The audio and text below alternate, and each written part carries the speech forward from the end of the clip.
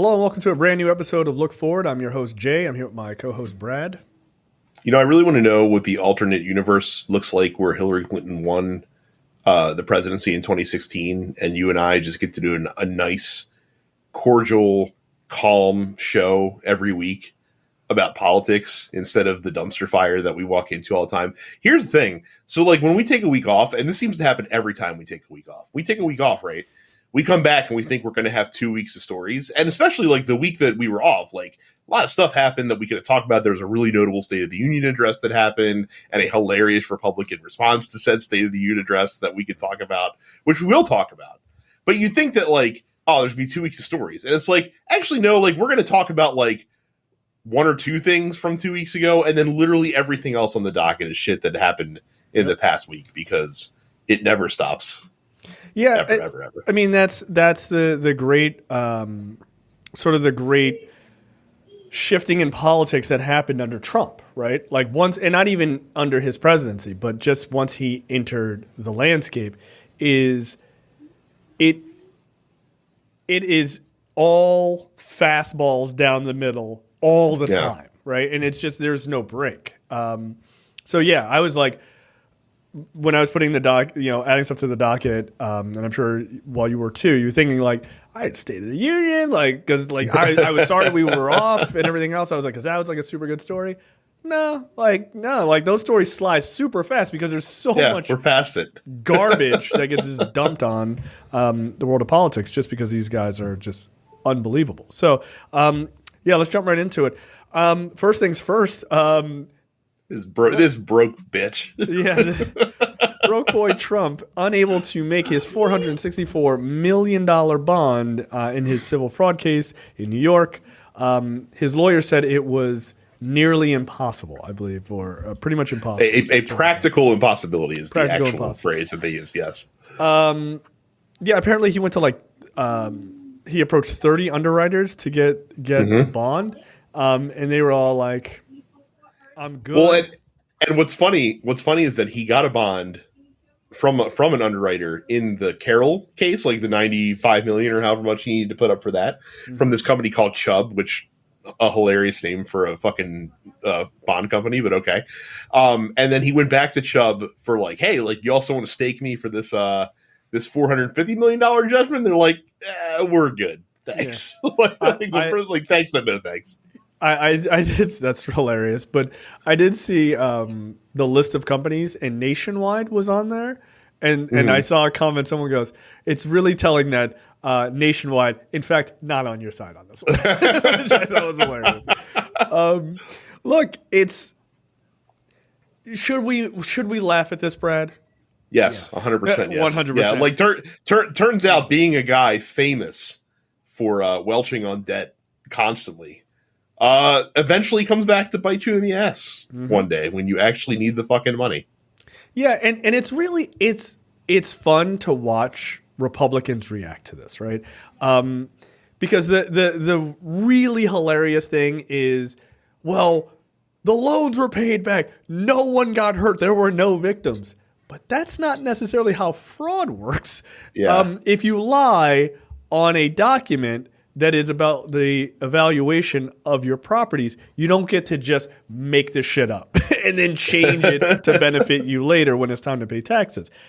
It's not that people didn't get their money. It's that you defrauded the system by lying. You took money. Like, people have this misunderstanding of what, like, financial crimes like this. I'm going to say all white-collar crime. Any white-collar crime. People just kind of shoo it away because there's no – because it's non-violent, right? Like, that's basically the reason. Right. You're not seeing someone like, I have $20, and another guy in a Brooks Brothers suit rip the $20 out of his hand and run off like, hee, I won, right? Like, that's not how it works. You are siphoning money out of the system in a way that, like, not even siphoning money out of the system necessarily. What you're doing is you're making it so that money isn't coming out of your pocket, right? Which is money that you technically do owe the system, right? So you technically have stolen money, but it's in reverse. So when people think about, oh, no one was hurt, dude, if you don't pay your taxes, you are defrauding the government. That is money that you owed them, right? That money goes into other buckets for paying Social Security and everything else. So you are taking money out of people's pockets, right? And in my example, but it doesn't feel like theft because you're not going to someone's house and taking money out of their hand. But it is theft, right? So yeah, he can't pay the money. I'm not shocked by this. I'm sure you're not shocked by this. And nobody paying attention should be shocked by this, right? He doesn't have nearly as much money as he pretends to. He said at the beginning of that case, by the way, that he had $400 million liquid, is what he said. There's a fun Family Guy bit where like Peter insults Donald Trump, like makes Donald Trump super angry by calling him like cash poor to his face, and like Donald Trump like loses his fucking shit about it. Yeah, they start fighting. Right? Yeah. He is cash poor. Yeah. And here's the thing. I don't think he's that rich in anything because all of his shit is heavily leveraged, right? Right. You know, it was funny because Michael Cohen was on, I want to say maybe probably MSNBC. I Yeah, imagine probably Ari Melber's like they're bros. Yeah. He's like, tell me more of these evil secrets that you know, right? Yeah. And so he was on there and he was talking about like, look, you know, Tish James has come out, the Attorney General for New York is like, listen, dude's got till Monday, right? Like that's it.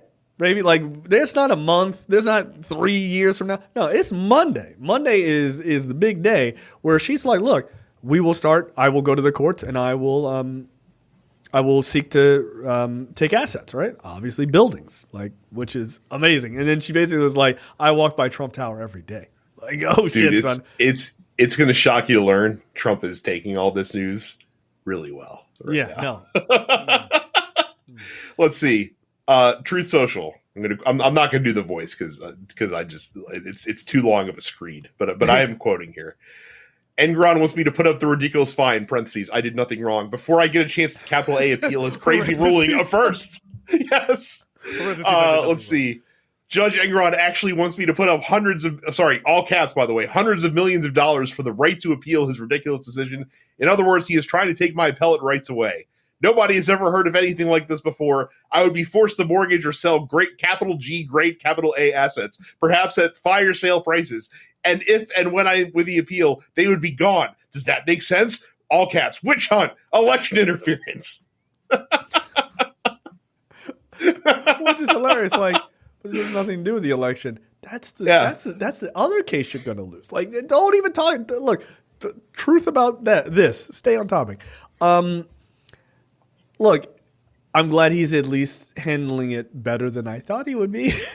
They're gonna take fucking Trump Tower. Well, no, Jay, he also went on the real crime is that Judge Enron allowed Tish James to undervalue Mar-a-Lago at 50 to 100 times less than it's actually worth, according to. Okay, bro. Like, yeah. Based on what? Based on what? We've seen the pictures. That place is gaudy as fuck. Get out of here. Yeah, I think they said it was worth like $3 million or something like that, or maybe more than that. But like I said, I think he thinks it's worth like half $1 billion. Or something. Yes, I believe there was something like that. It was like a $500 million that he tried to push it up to. It's like, relax. And look, maybe it's worth more than $3 million. I don't know, but like the truth is. Definitely somewhere way in the middle between those two numbers. Nowhere near $500 million. I mean, but kind of proves the whole point, right? Like his whole fucking deal is inflating. Like the whole reason he was found guilty in this case is inflating what the shit that he owns, what it's worth. Right. So, and look, it's it couldn't happen to a worse person. I don't feel the least bit sorry for him. He is, like you said, he's known for welching on bets. But he's also, welching on like paying back debts and things like that. Like that's true in like big cases, right? Where he just like kind of fucks over these banks and he just highly leverages all of his shit. So he never has to, like he'll just leverage one building against another. So he's never really paying for anything. He's known for doing that, right? But at the same time, he's also known for like stiffing the little guys, right? Which I think is really gross.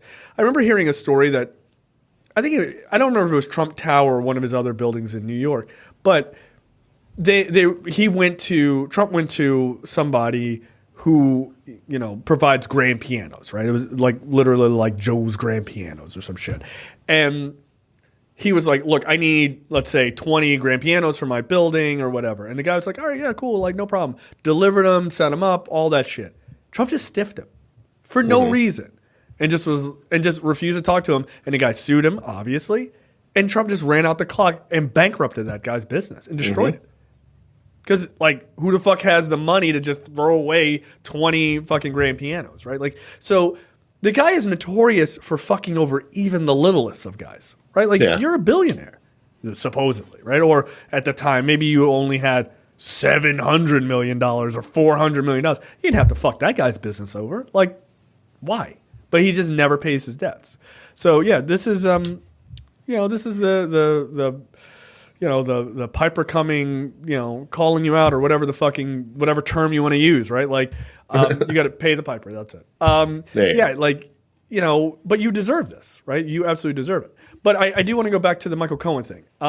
So Cohen is on MSNBC or whatever, and he says that the problem with this is when Trump let's say they have to sell like one of his buildings, multiple buildings, because I'm not sure, let's say Trump Tower is worth $464 million. I highly doubt it, right? Maybe like $100 million or something like that, maybe $75 million, I don't know. But when they go to sell them, he was talking about like all of the taxes that happen, right? Like there are federal taxes, there are New York State taxes, everything else. There's like there's going to be like a 40% tax on what he can. Let's say it sells for $100 million for easy math. 40 million of that goes to taxes, right? So he doesn't even have so he's really starting with $60 million to pay back the debt, right? And so then they were saying, because of just all the taxes that the states and, and the federal government gets just from you making the transaction, right? This is basically the point. But on top of that, all of his buildings are leveraged against each other. So then you have to then deal with the debt that is leveraged in the building. So he's gonna basically, like Trump literally said that, perhaps at a fire sale price. He's going to have to, because of so much shit is on top of those buildings as far as what debt lives, figuratively speaking, lives on those buildings. So even if you have a $100 million building, you're not selling it for $100 million, or you can't, here's a piece of paper, now I have $100 million, put that towards the 464. No, it's going to be like, here's the $100 million building I just sold, put $30 million, because that's all like liquid money I actually got out of it. So that means there's a potential for them to take way more assets than people realize, because all of the way his businesses are structured, he's just leaning one building into another, into another, into another, into another. And all of that debt that he is, like, even outside of just leveraging money to buy properties, just leveraging money just so he has money in general, right? Like, all of that debt sits on those buildings because he never thought he'd have to get rid of them. I'm getting the sense it's not a good idea to commit financial crimes when your entire empire is built on a house of cards. So, yeah, that's pretty much it. Turns out. Well, news isn't all bad for Trump though, Jay, because as all of us know in our lives, when the chips are down, when your back's up against the wall, and when you really need help, your true friends are the ones who'll be there for you in the end. And in a story that I'm sure the timing of is completely coincidental and has nothing to do with him owing $500 million to New York State, Trump wants to get the band back together. He wants to bring Paul Manafort back into the campaign. I hadn't seen this story. I'm glad you had the reaction. Oh my was fantastic. God. Do it. Please. By all means, do it. Are you serious? Paul Manafort? The GOAT? Dude, here's my question. Putin's fighting a war right now. Does he think Putin has $500 million he can just float over to his buddy Paul and then he can hand to Trump to bail him out of a little sticky situation? Dude, that cannot be that. He cannot want to do this. Like, he does. Come on, man. He does. Dude, it's Hail Mary time, baby. The back's up against the wall. Oh, that is. He's got a presidency to try to win. He can't be worried about this $500 million debt hanging over his head.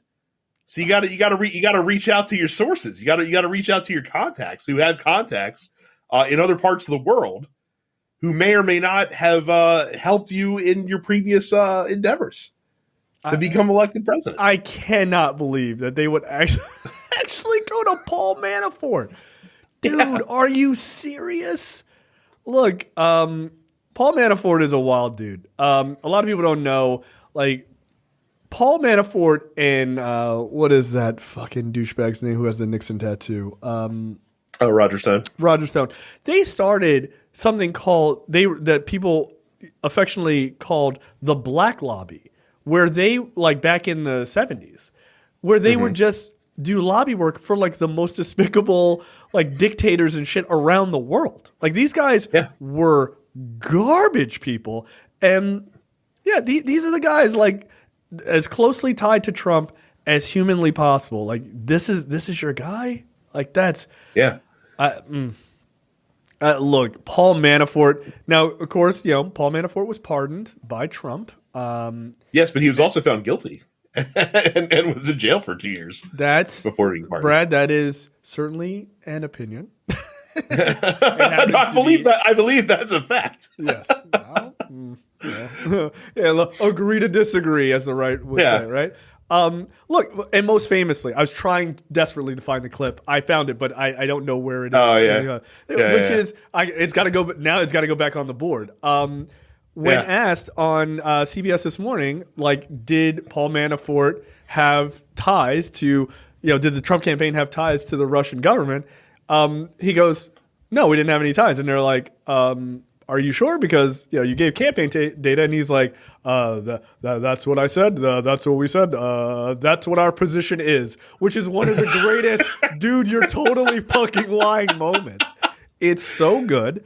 But yeah, like, all right, man, like, it's the best. It's just the best. I love it. Yeah. So, yeah. Hold on. I might have it. Okay. Well, can we turn to the issue of minimum wage? Crank it up a little bit. Oh, okay, that's not the right clip. Yeah. Oh, damn it. Too bad. But I guarantee you, it will be back on the board next week. Please, by all means, get Paul Manafort back in. Didn't they kick the door in on his house and arrest him at, like, a no-knock warrant, like 5 a.m.?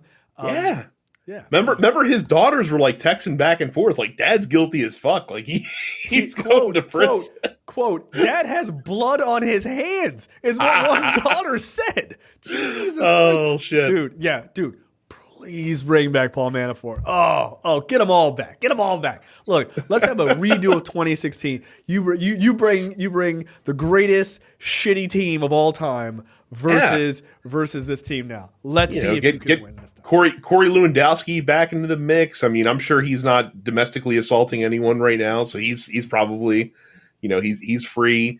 Kellyanne's already there. Like, she's already helping with the team.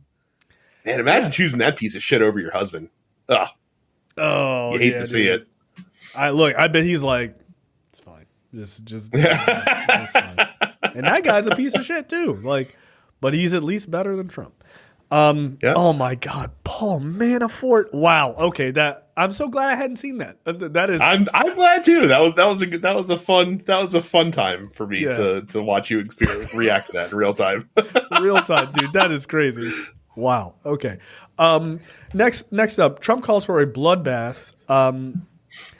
And this is a Salon headline. Trump calls for a bloodbath was literal. Let's not waste time pretending it was ambiguous. What are your thoughts on this? I'd be curious. I think that, again, like, we talk all the time about every statement is a confession when you're talking about the right wing, right? And so, like, Trump isn't going to obviously come out and be like, like, if I lose this election, my supporters are going to come out and commit political violence around the country. Like, that would be very stupid. And so what he says is that if he or what he's alluding to is if Biden wins re-election and the Democrats have power, that the country will, like, spiral and it'll be a bloodbath. But that's not what that obviously is not what he means. Again, this to me is no different than Proud Boys, stand back and stand by. Okay, so you know what I mean? Yeah, no, I hear you. Like just so we're clear to everybody who maybe didn't see this or hear the context. In the context, he's talking about the auto industry, right? Like that if Biden is reelected, the UAW, the United Auto Workers, are going to suffer a bloodbath, right? But I agree with you, right?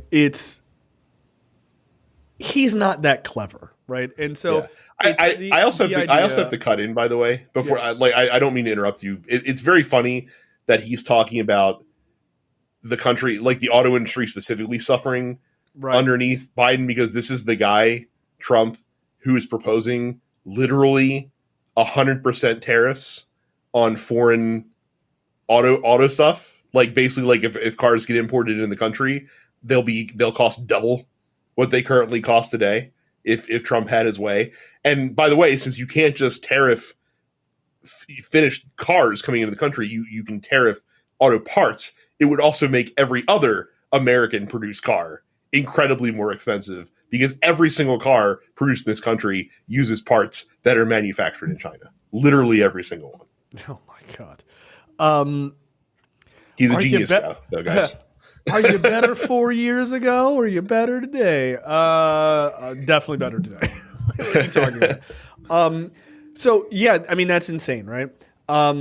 Hey, your trade war with China if I recall, didn't fucking work. And Americans paid unbelievably for that. But you pretended like they saved money. They didn't. So I thought you were actually going to go with the other aspect of the UAW thing that's just hypocritical coming from Trump, which is he's like, oh, this is going to be a bloodbath for these guys, and electric cars are going to come in and ruin the industry. I'm like, one, your boy runs the most famous one.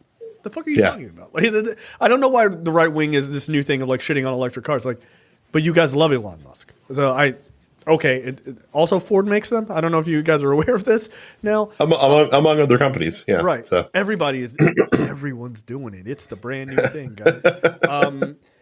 And so anyway, so he's like, oh, it's going to be a bloodbath.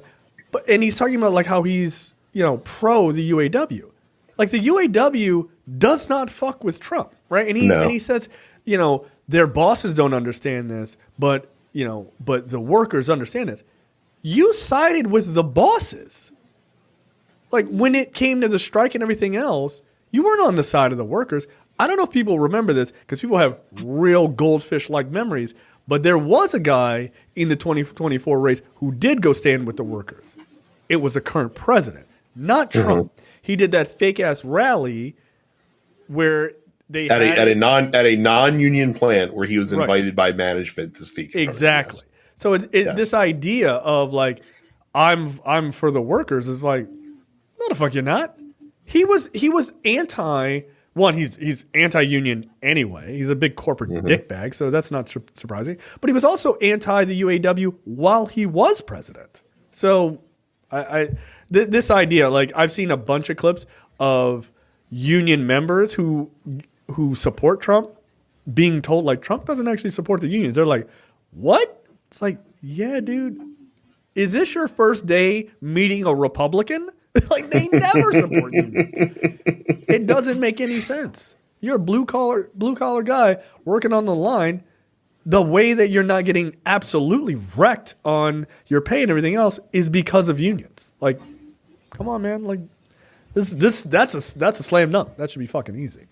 So yeah, he's look, I think the bloodbath statement overall, like I think it's a ridiculous thing to say because I think you are well aware that it's a charged statement.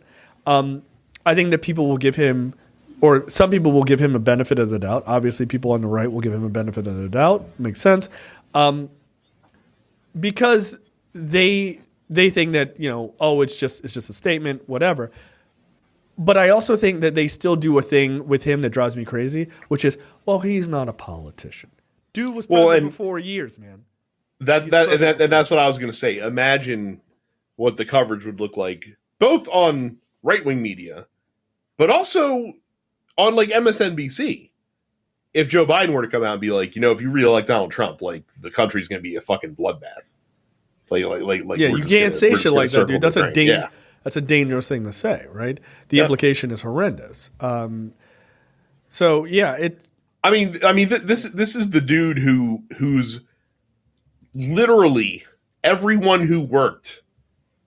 Maybe not literally. I'm obviously stretching the boundaries of that word, but a whole lot of people that worked for him in his cabinet, including his vice president, that is correct. was like, yeah, this dude belongs nowhere near the presidency again. Like his own vice president is not going to endorse him Yep. in the upcoming presidential election. Now, again, I understand if you're Mike Pence not wanting to endorse the guy who is trying to implore people to murder you. Yes. But still, it's as I heard someone else say, like imagine what the reaction would be if Kamala Harris was like, you know what, don't re-elect Joe Biden. Actually, I think it's a terrible idea. He sucks. Yeah. But yeah, it's like I don't understand supporting a guy who all of the people who are the closest to him don't support. And you're like, no, he's good. Well, those are all deep state plans, Jay. All of them. Trump hired them, and he only hired the best people. But they're all deep staters that are really working to undermine him. But he's the smart one.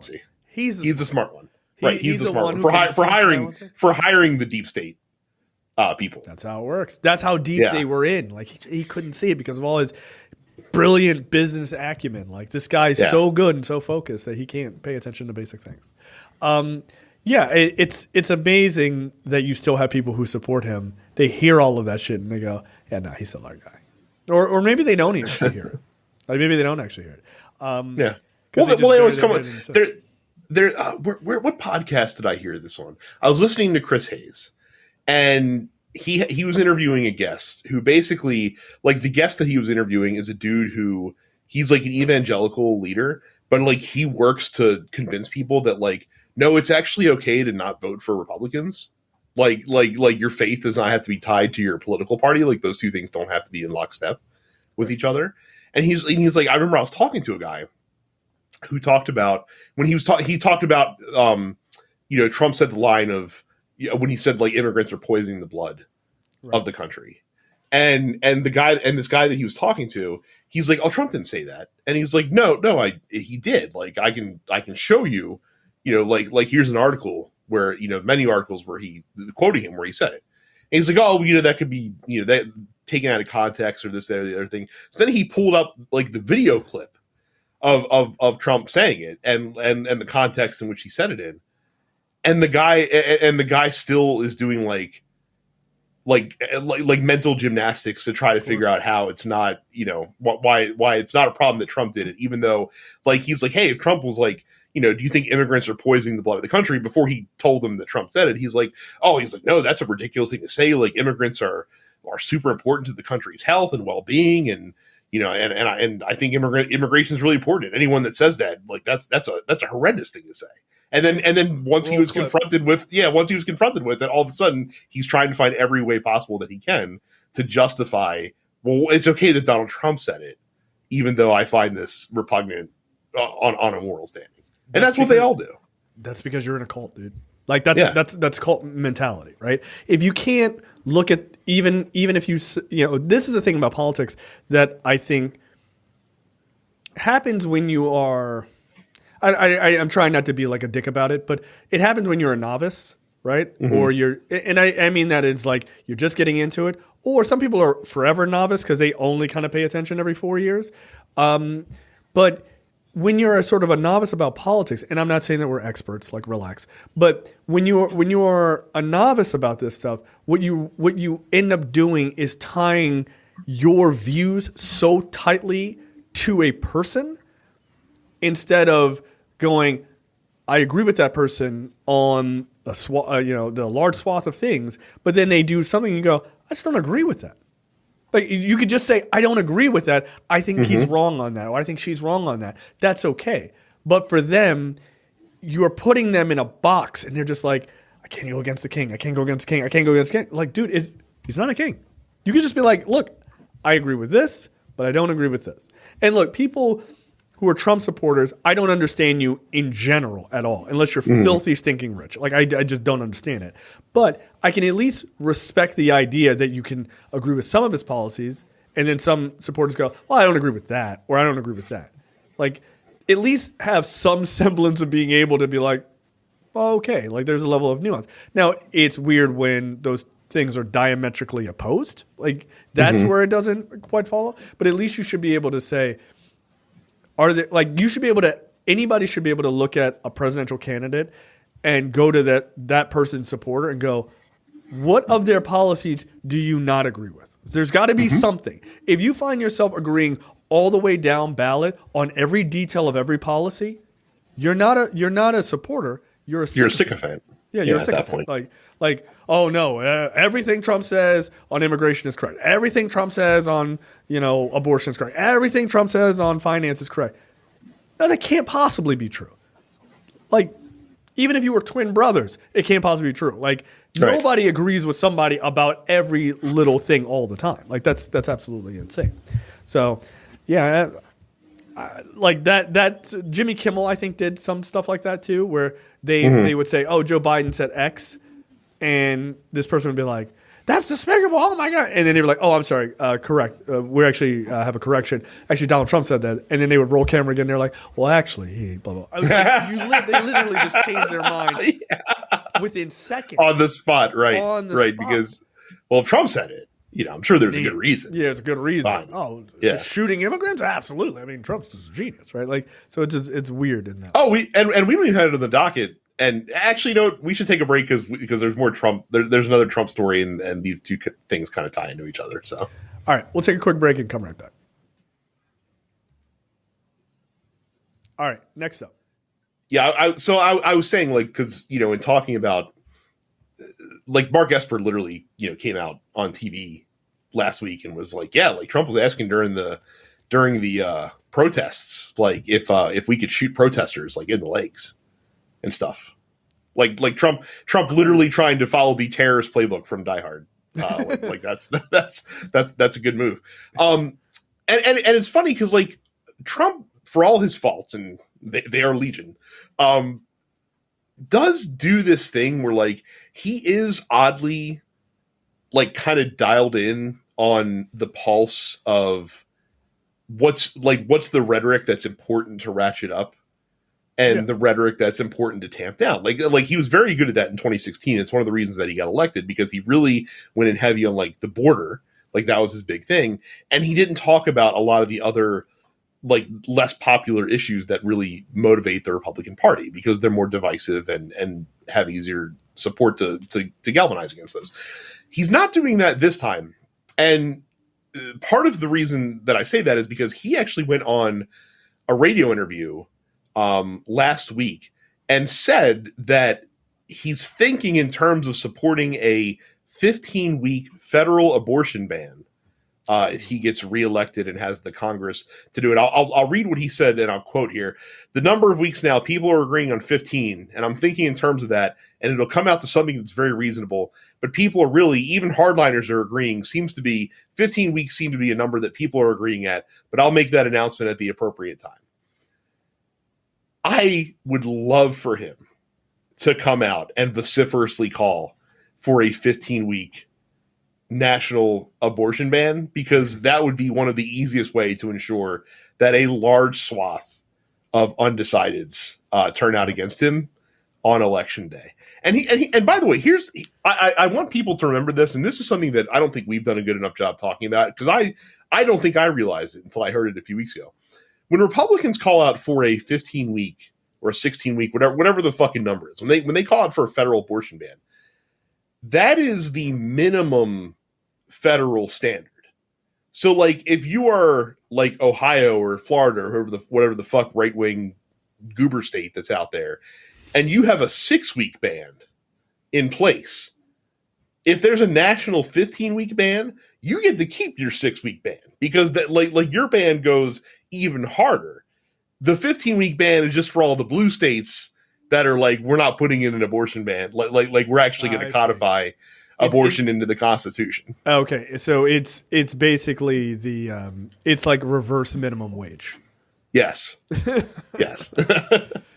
Like, So when people are like, oh well, at least like if we did get a federal ban, that would be bad, and I wouldn't like it, but at least it would force these other states to adhere to a more acceptable policy. No, it wouldn't. They would get to do all the shitty things that they're still doing, and then you and your blue state that enjoys democratic leadership would still have to adhere to that law. Yeah.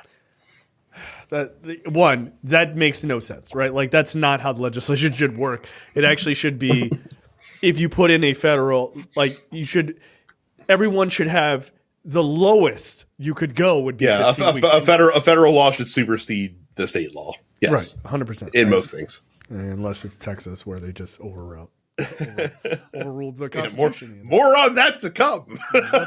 SCOTUS is having a wild one this week. Yeah. So. What are we doing, guys?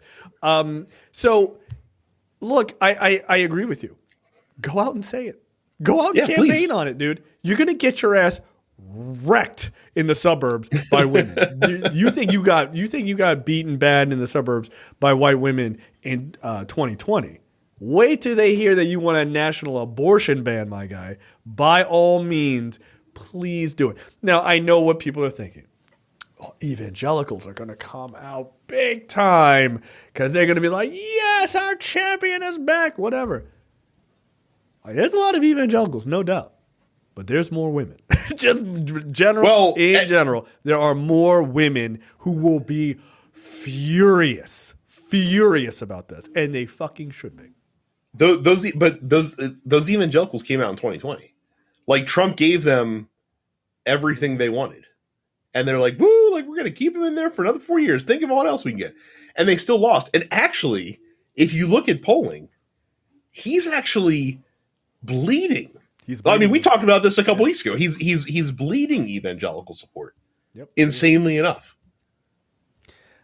Look, by all means, support it. By all means, look, tie the entire Republican Party and your dumb, stupid face to this national abortion ban and see how badly you pay for it. Republicans, remember, we talked maybe about a month ago. Kellyanne Conway was like, tamp it down. Don't talk about abortion. Don't talk about an abortion ban. We need to talk about contraception. Let's make sure everybody gets as many condoms and IUDs as possible. That's what we want. Let's promote that. Because they don't want to talk about this because it politically hurts them. So yes. Also, they don't want the other thing either. It's not like they're out here like advocating for contraception access. No. Incidentally, I did not put it on the docket. Incidentally, there's a case that just went through. I don't remember where, but there's a case that just went through last week that a father was able to deny that his daughter had access to contraception. And people were like, oh, yeah, that seems reasonable. But that's the same exact method they used as a foray into banning abortion, right? Or to, killing Roe v. Wade, arguably. That idea of parental control. So they will use that same exact avenue to go after contraception. By the way, what a very weird thing to run on. We're going to run on a 15-week national abortion ban. Also, no birth control. The contraception thing is wild because they seem Absolutely to nuts. again right wingers seem to think, especially when it as it pertains to young people, that if you don't allow them access to contraception, then they won't have sex. And as we all know, the only thing that you will deny them access to, if you deny them access to contraception, is safe sex. They'll still have sex. They just won't be protected while they're having sex, increasing not only the risk of pregnancy, but also STDs, which I would think that you would want your son or daughter to avoid if you were a good parent. But no, it's much more important that you draconically control their every women urge by denying them condoms. Dude, look, I don't mean to be rude, but kids are out here fucking. Okay, like they are, dude. Like the most sane political advice I could tell you. Like, Kids are out here fucking. Like they just are. Kids do be fucking. It's true. Yeah, you heard it here first. They do, right? You're not going to stop them. You're not going to stop them. All you can, like, you know, as the joke goes, all you can do is hope to contain them. Okay, like that's it, right? Throw these kids some condoms, some IUDs, whatever you can get your fucking hands on, right? If you want to give them the full body condom from Naked Gun, I don't give a shit. But STDs or STIs are on a rise. If you don't want the United States to be a haven for that shit, you give kids contraception. Like, it's insane to me. This dumb, like, bumbling fuck nonsense of like, well, if we just don't let them have condoms, they won't have sex. Have you met a teenager with hormones? Are you kidding me? Here, not even have you met a teenager with hormones. You used to be a teenager. Do you honestly? Do you remember when you were a teenager? Well, I never did, and I just stared at a girl across the farm, and then that's right. When she turned 13, we got married. Like this is these psychos. This is what they believe, right? Look, at the end of the day, you're not going to stop people from having sex.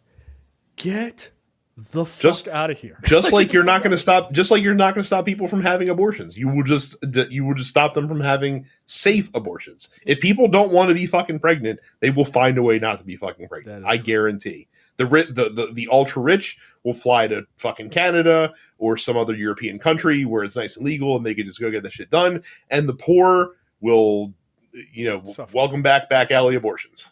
Yeah. So. Yeah, absolutely. And it's gross. It's just gross. And look, this is the same party that tells you that they give a shit about families and they care about people. The pro-life party, Jay. We're pro-life. Are back alley abortions pro-life? Well, they shouldn't do it. Cool. Then can I have a condom? No. You should only don't have sex. Don't have sex. Yeah, but I'm poor, and sex is a thing that is free and it's fun. And fun. Yeah. And that, spoiler alert, is why poor countries have a lot of kids. Because it's a thing you can do and it don't cost anything and everybody's having a good time. Except for probably conservative women because their men don't know what a clitoris is. But besides that, everybody's having a good time. That's why. Why are there so many babies in India and China? Because there's a lot of poor people, dude. Poor people are just like, you want to go to the movies? Well, I can't go to the movies. You want to take clothes off? Yeah, all right, let's do that. Like that's just what else are we gonna do, right? That's what you do, and that's why poverty equals more children. And so if you take those and you couple that with there's no way to protect yourself, you will have STDs, STIs. You will have a lot of kids that are, born to parents who cannot take care of them financially either, right? Tucker Carlson was out this week saying on some podcast, because he doesn't have a real job anymore, he's on some podcast and he's like, he doesn't. It's true. He's on there and he's like, just have kids. Even when you're in high school, just have more kids. This is the most irresponsible shit I've ever heard. He's like, oh, you don't think you'll have the money? You'll figure it out. Or you'll figure it out. Yeah. Or here's an idea, really weird one. They won't. And then they will suffer, and those kids will suffer unnecessarily. You know why he's saying that?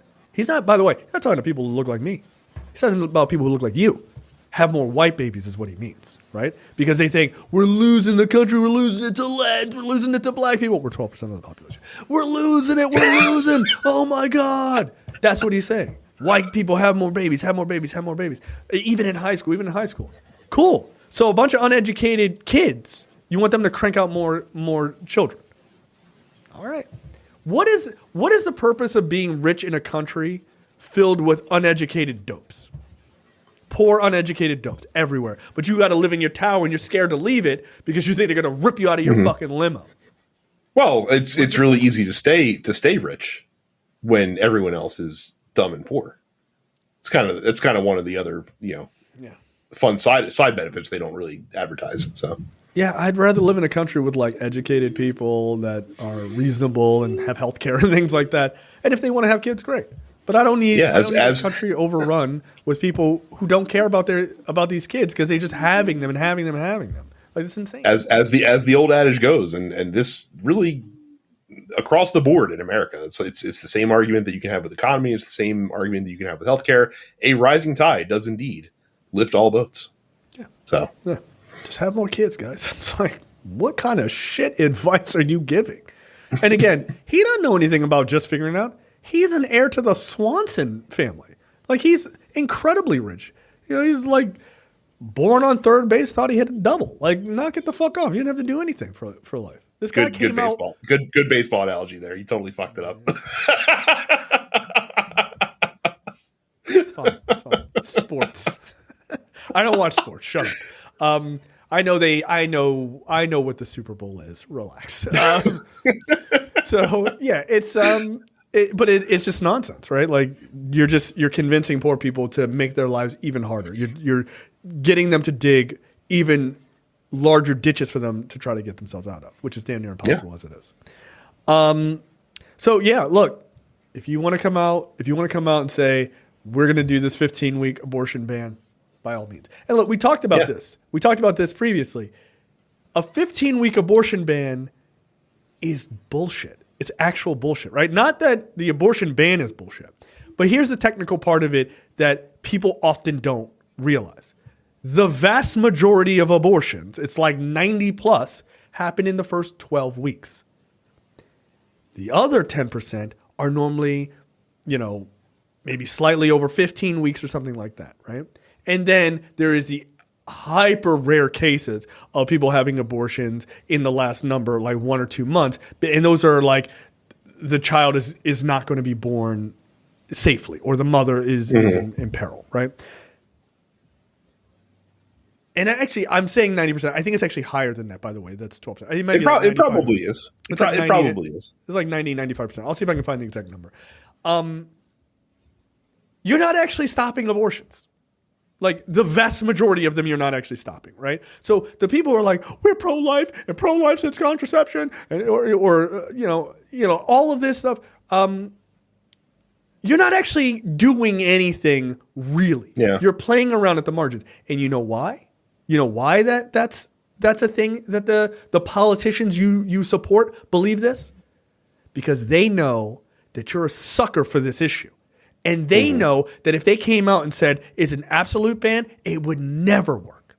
But they know that they can get your ass, who's not paying attention, to jump on board, and they basically get to go, liberals, don't worry about it. Wink and a nod. We're not really getting rid of it. We're not really dealing with it. Because if you truly thought that it was unbelievable, like it's murder, and you would never give someone 15 weeks. If you knew what the statistics were, that the vast majority of abortions happen well within that 15-week,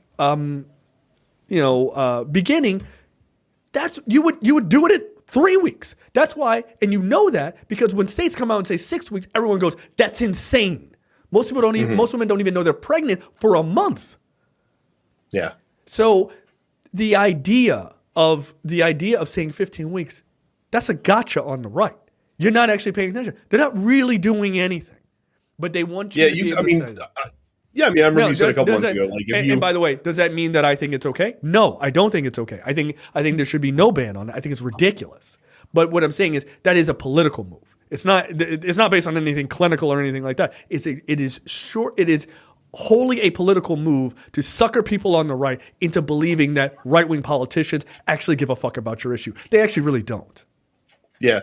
It's like, I remember you said a couple months ago, like, it would actually be a pretty savvy deal, like, on the left, if you were to somehow agree to 15 weeks, but also guarantee abortion access in every single state in the country, and still carve out exceptions for, life, the well-being of the mother, that sort of thing.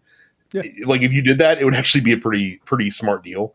Even though, people like us that are not in favor of any limitation, from a term standpoint, would not agree with that. You would still probably on the net be better off if you had such an arrangement. So you would clear 98%, 99% of abortions would be able to happen with no problems, right?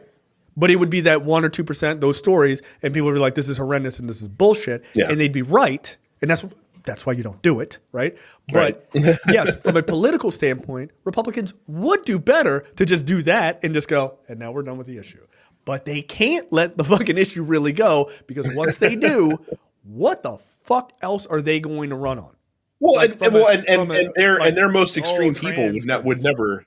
Their most extreme people would never stop, because then it would become, well, we got 15, let's get 12. Well, we got 12, let's get 8. Well, we got 8, let's get a fetal heartbeat bill. Well, we got that, well, let's get 6. Like it wouldn't end, because they don't want it at all. A lot of their most extreme, the extreme wing of their party. Right, but that's what I'm saying.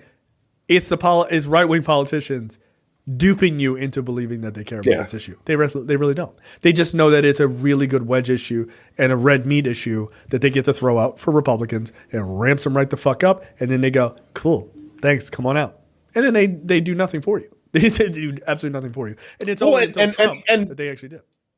Well, and it's actually, I think it's a net negative for them to bring it up. Because, do they encourage their base to come out? Yeah. But then for every one of them, there's like 1.5 people on the left that are just like, fuck, like I'm not going to let them take this away. And you motivate those people to get out and vote against you.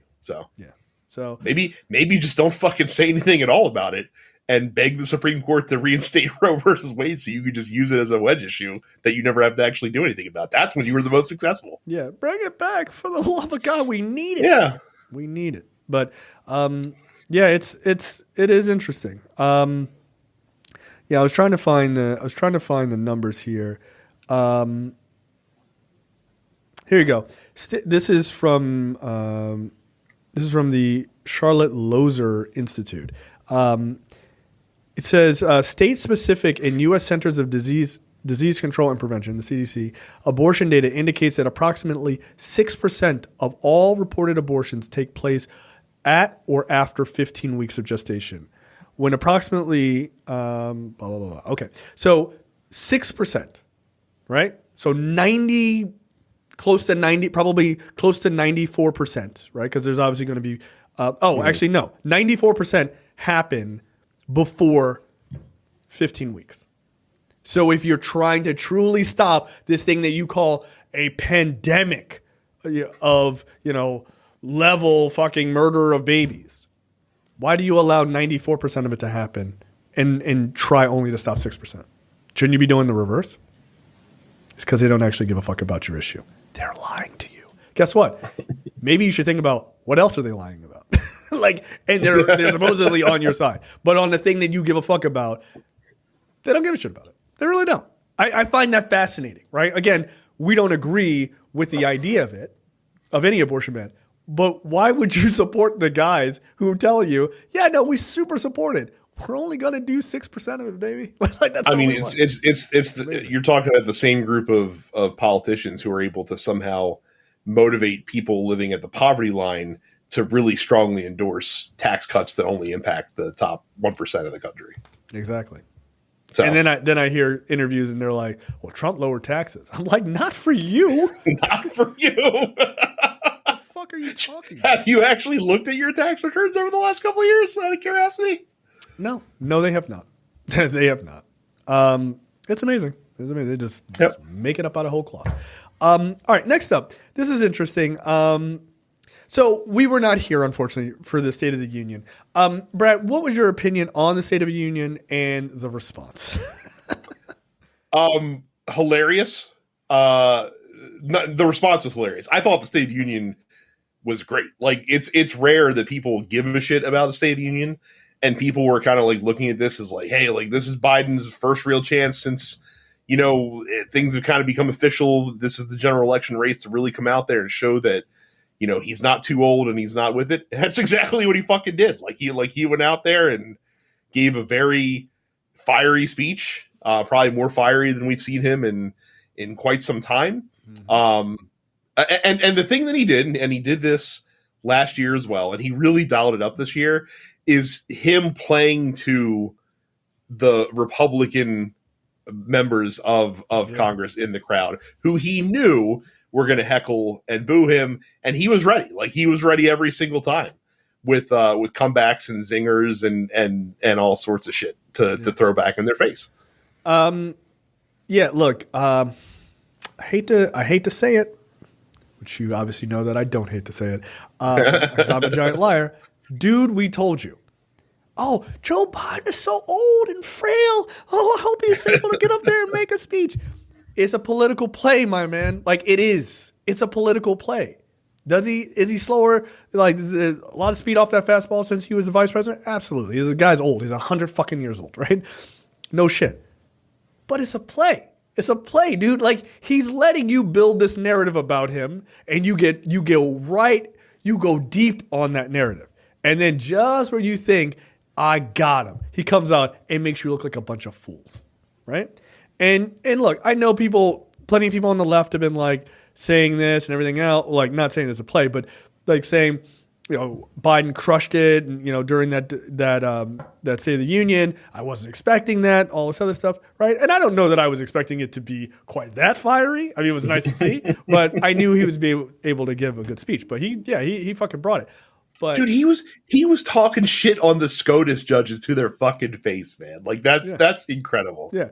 Dude, and that's there's part of me that just wishes like we could reverse time a little bit, because Joe Biden, if he was the age he was when he was Obama's vice president, now, dude, he'd be a force to reckon with. Because, like, dude had some zingers back then. Like, he had some serious zingers. So I think he would have been really tough to take on.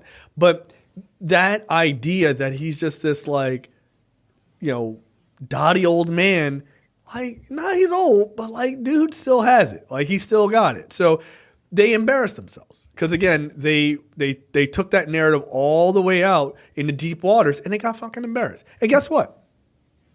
How much have you heard about how old and dumb Joe Biden is? You don't hear that shit too much anymore. In fact, the people on the right were like, "Oh, he's too hopped up. Like he's too energetic." That's what they said. He's too energetic. They were trying to basically they're trying to slide in like, is Joe Biden on drugs? Like that's basically what they were. I don't know. Is this guy on speed? I'm like, do we need to go back to the debates of your boy sniffing like crazy? Yeah, Mr. every fucking sentence. Yeah, like every accusation is a confession. Like, slow down. Like, don't do that. But yeah, like Sean Hannity was literally like out here with like fucking side by side comparisons. Like well, Joe Biden. Like, what the hell happened? Like, he's full of too much energy. Like, Joe Biden's like out here like I think they called him like Jumpin' Joe or something. Yeah, something like that. Yeah. Something like that, yeah.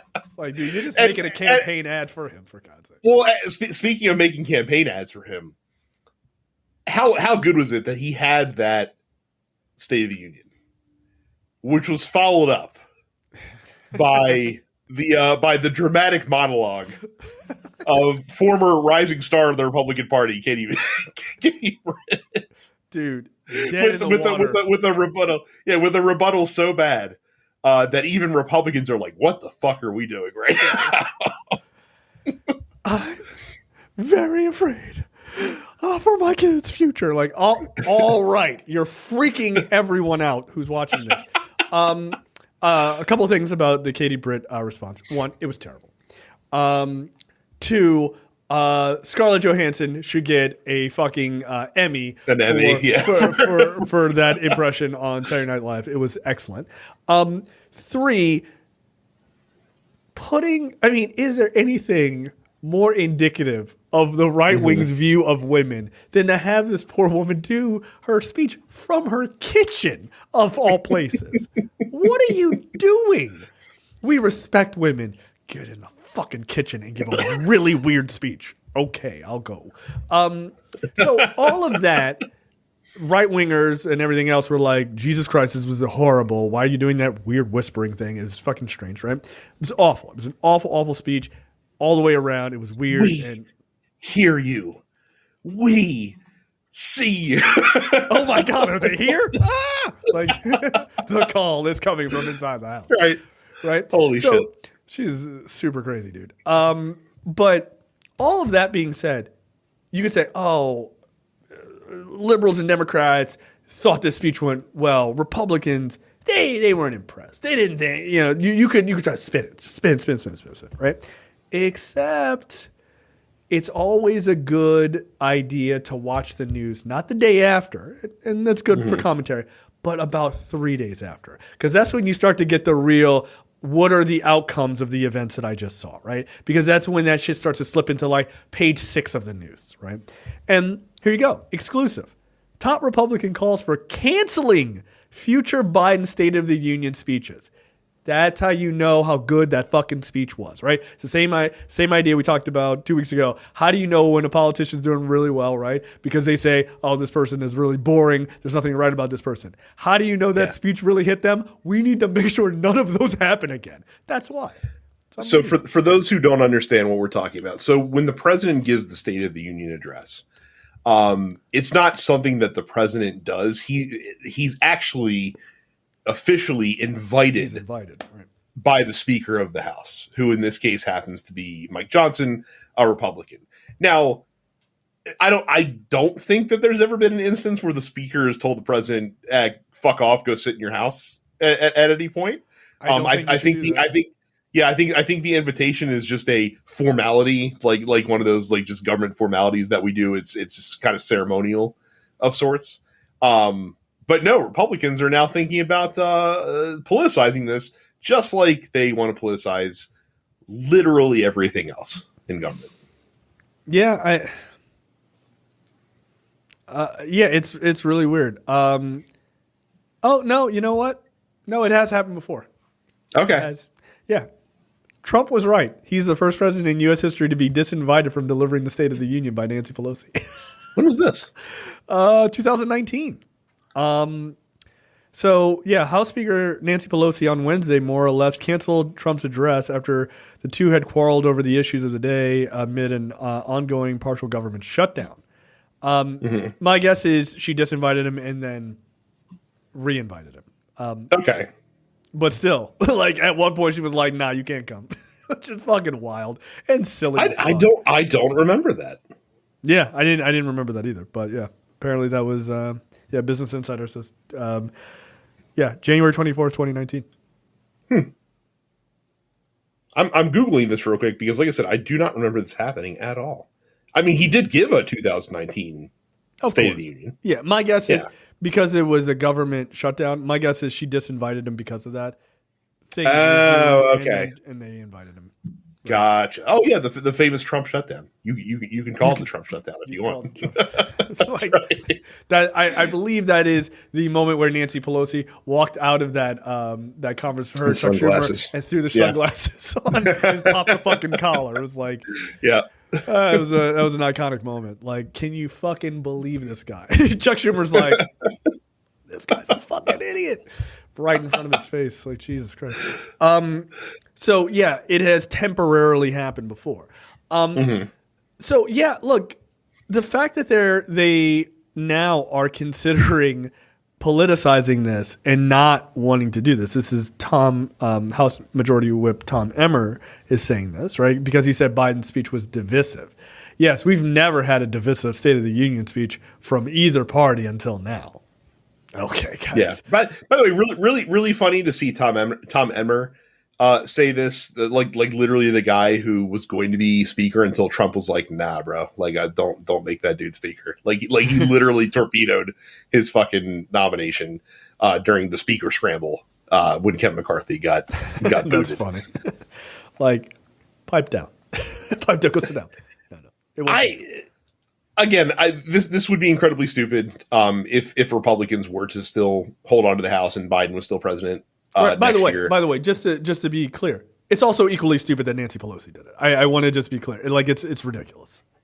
Yeah. Right. It's ridiculous. They do realize that it wouldn't prevent Biden from like delivering a address to the nation, right? Like he could just do it from the fucking East Wing and be like, "Hey, like, well, let's do the State of the Union just without these fucking idiots." Yeah, I'll do it from the Resolute desk. Like, who cares, right? It doesn't. The State of the Union. They're only inviting him to do that in front of Congress. Like that's the whole thing. But again, I just find it very funny that like God, once again Republicans are fucking all bark and no bite. Like they have no problem coming out and talking shit on people. And again, like Republican behavior during the State of the Union, quite famous, fucking yelling "You lie" at Obama, fucking Large Marge and Lauren Boebert heckling Joe Biden at the State of the Union last year, if you remember, like all this fucking shit. Like they have no problem acting like fucking fools, but you hit back at them and it's like, what? Why'd you fucking say that about me, man? I'm right fucking here. Like, what the hell? Don't punch down, Mr. President. Like, what are you doing? Yeah, it's amazing. Look, if you want to politicize this, you go by all means. Like again. This is like the abortion man. If you want to make these the things that hang around your neck politically as an albatross, okay, guys. Like this just screams people who don't actually have policies.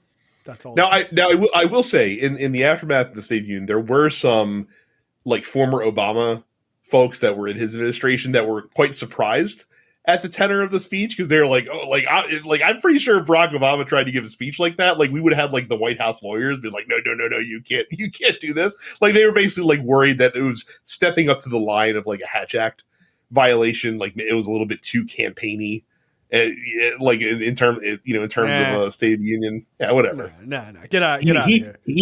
He never said Trump during the whole speech, and he doesn't need to.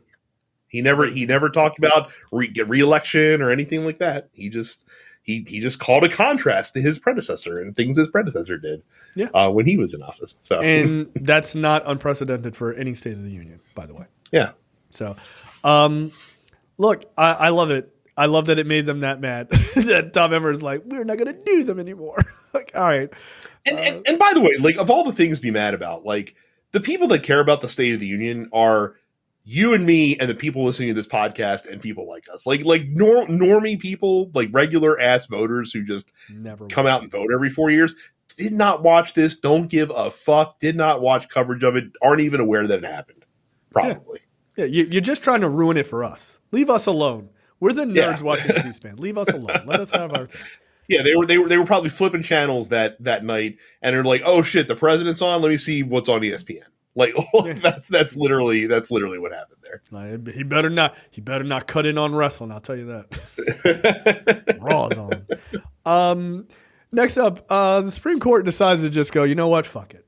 Like Constitution, get the fuck out of here. Yeah. The Supreme Court decided to yell, "I am the law," in Judge Dredd speak. So you might recall a couple of weeks ago, Texas was enforcing border policy by themselves and trying to get in the way of the federal government, who actually controls the border, being able to do their job. And the federal government is like, this is fucked up, and we're going to sue you. And Texas is like, all right, bet, fuck y'all. Like that was basically kind of their response there. And of course, it was appealed by the state of Texas, and part of the appeal is that order. Usually in cases like this, where you're trying to appeal a long-standing precedent, the Supreme Court will issue a stay in your law to prevent it from happening, right, because you kind of default to the established position until they have a chance to hear the case. Well, that's not what the Supreme Court did in this case. They are letting this Texas law that makes illegally crossing the border into Texas a state crime. Therefore, the Texas state authorities can manage this and deport people themselves. They're letting that stay in place pending being heard through the appeals process. Here's the problem with that, is that the Supreme Court is doing this via a process that some people are aware of and some people are not, called the shadow docket. And what the shadow docket is basically stuff like this that comes across their desk, where they as a body rule on it and make a decision on it, but they don't have to explain why. So like in this case, it was 6-3. Of course, the conservative members of the court were the ones that said, hey, this law can stay in place until, as we wait for this process to go through, which again defies the current law that sits on the books as things stand right now. And they don't have to give you any justification as to why that is, because the Supreme Court is allowed to get this shit, decide on it, and don't have to explain a fucking thing when it comes to these, like these pre-trial decisions that they make. And this has been something that the Supreme Court has not always done and has really been happening more and more and more in the past 15 years or so, where they've really been relying on this shadow docket to be able to essentially make decisions which, for all intents and purposes, are them. And this is not a like people hem and haw when they hear this term, but in this case, it's kind of true. Legislating from the bench and not have to answer to the American people as to how they arrived at this decision. They're just saying, "Oh no, we'll just let the law stay in place and we'll wait till we hear it and then we'll rule on the merits of the case." Where in this case, by the way, pretty sure they're going to rule on the side of the federal government. Again, like there is already precedent in place that says like the federal government controls the border. Their decisions supersede any state laws that go into place. There's no reason to overturn that. There's nothing constitutionally that they can point to legitimate. I mean, because we all know the Supreme Court will go off base if they fucking need to. That would supersede this law. There's absolutely no reason why this law should remain in place until they get to hear the case, which is probably going to be like 2 years from now, if I had to guess. Right. And look, there's other weirdness to this law, because this is very much mimicking if you guys remember, the Arizona show us your papers law, right? Where a cop can come up to you and be like, "Hey, I suspect you're an illegal immigrant, and I need to see your ID right now. And if you don't have it, they can arrest you." Now, here's the thing. This is the weird thing. Take that and couple that with this other aspect of the law that I was learning about today, which is nuts. If they think, if let's say someone saw Brad and they were like, "Oh, there's a Latino gentleman," likely, and they said, "Hey, man, where are your papers?" And let's say you're going for a jog, right? And they're like, "Where's your ID?" And you're like, "I don't have my ID. I'm jogging." And they're like, "Cool. We think you're an illegal immigrant." They can take you to the border and tell you to cross. Get the fuck out. Into Mexico. What if you're an American citizen? They're like, yeah, they can do that. And then you got to figure out how to get back and how to convince somebody that you're an American citizen to get back across the border, where you've been put into a country you're not from because you're Latin. That's insane. And so that case, like you're saying, is 2 years out, most likely, right? A year to 2 years out before this is resolved and the federal government gets to do their job normally. So for 2 years, this is going to happen? So for 2 years, Republicans and conservatives in Texas can shove out as many Latin folks as they want, whether they're American citizens or not. You just got to catch people with other papers. Oh, I forgot my wallet at home. Well, whose problem is that? See ya. By the way, you could say that you're just looking for Latin folks. What stops you from just saying, like, anybody? Yeah. What? Louis C.K. was born in Mexico, right? He doesn't look like a quote-unquote Latin person. He doesn't look like a white guy. What's to stop you? I don't like that guy. Oh, you got your ID? Nope. Fucking border time, buddy. Let's go. What's to stop you? Mm-mm. There's nothing, right? That's an insane law. It's an absolutely insane law. But I suspect that this person is an illegal immigrant. From where? Could be from anywhere. Oh, just take them to the border, push them out. Like that is like weird draconian fucking logic. But again, why do you vote for these people? Like, that's fucking crazy, right? By the way, I would speculate that a lot of people that vote for these people kind of like that policy. Big fans of it, actually. I think that's nuts, right? Because they see people, immigrants especially, crossing over as somehow subhuman, because they've been trained to think of them as subhuman, right, thanks to Republican rhetoric for a couple decades now at this point. Mm-hmm. It's amazing. And when I heard that, like, you could just push people out of the border, past the border, like, no, you gotta go. That's insane. But I'm an American citizen. Are you? Like, yes. Yeah. So again, said it before, and I will say it again. We need to stop acting like the Supreme Court is not a partisan institution, because it 1,000% is at this point. Yeah, 100%. Like, it's just fucking wild, man. That's a wild law. Okay, that's the end of the free portion for this week's episode of Look Forward. Make sure you go to lookforwardshow.com/premium. Sign up for premium content. It's only $5 a month or $50 for the full year.